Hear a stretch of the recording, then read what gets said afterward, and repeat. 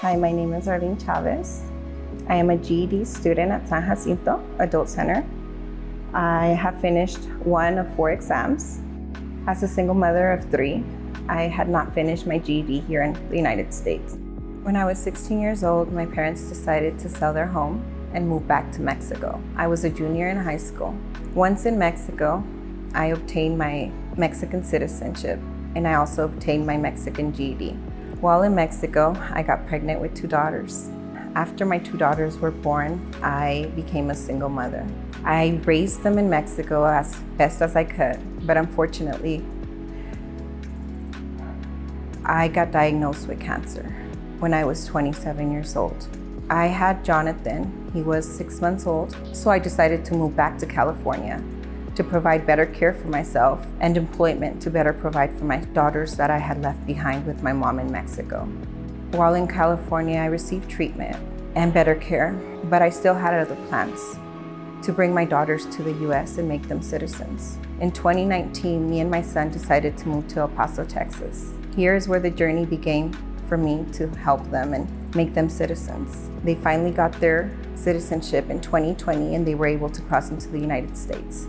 During that time, I was working, so I wasn't able to get my GED. Like always, I pushed myself aside. My kids came first. In 2024, I got unemployed. Everything hit hard bottom. I got into housing. I didn't know what was gonna be of my life. I only had Jonathan. My daughters no longer lived with me, so I had time on my hands. And what better time than go back to school, get my GED, make my children proud, make sure that they can see that we can all have a future, no matter how old we are. I'm 40 years old, a cancer survivor, and I'm going back to school. It is a very difficult task, especially being a single mother. We all struggle, but it's not impossible. My next steps after I complete my GED would probably go back to school. I want to step by step get my AA and my BA, make my children proud. I think the subject that I struggle the most is math, but I always find the correct resources. No matter how hard it can get, I can always find help, either through my school, my teachers, the call center. There will always be a resource available for me to find.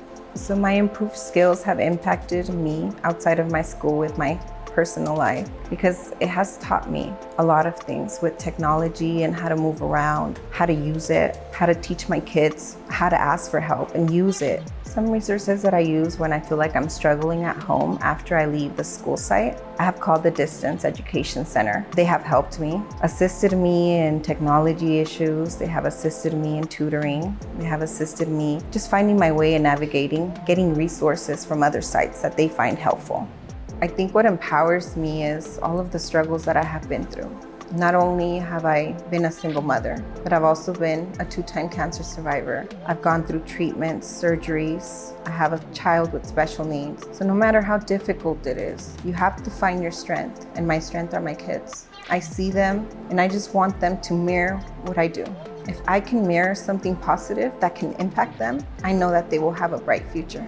The reason why I decided to help you guys out with this project is because I wish I could have seen somebody with my story. Somebody who went through my struggle and still decided to do the correct thing. I know that getting my education is going to be very important, not just for me, for my family, for my kids.